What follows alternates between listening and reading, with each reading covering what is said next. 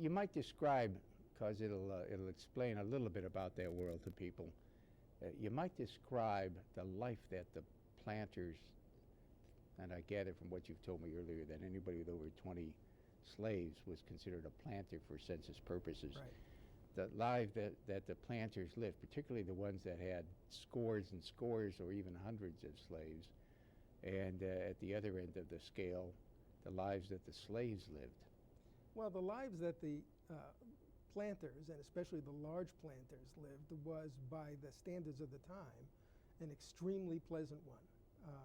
They lived, especially in the eastern portion, the most long-settled sections of the slave South.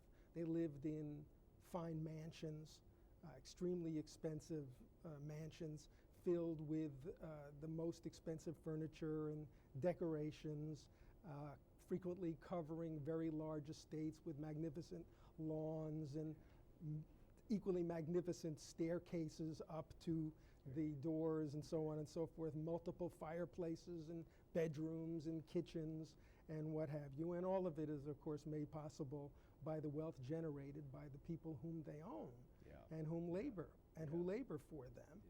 And their days are filled, as some of the plantation mistresses' diaries remind us, with all sorts of festivities and social engagements and so forth. So they live very well indeed by the standards of the day.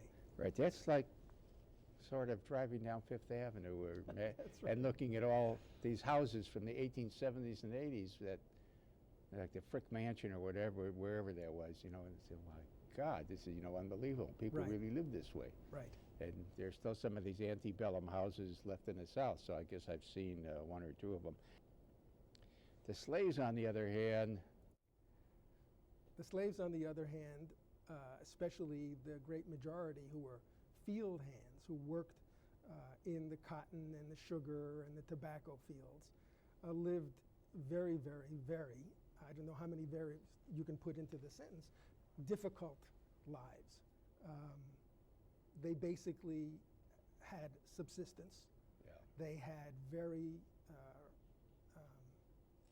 basic housing.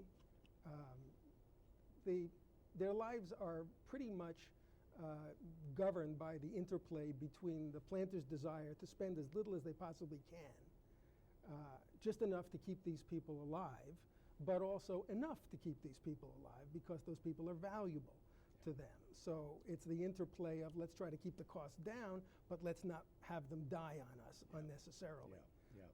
So the planters feed them as little as they can in order to keep them alive and energetic enough to do the labor.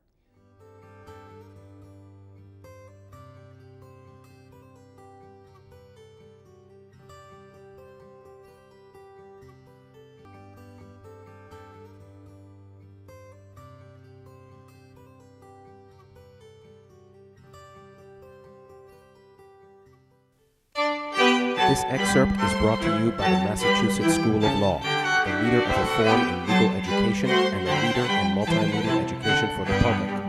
To view the full interview and for a full listing of MSL's programs, log on to mslaw.edu.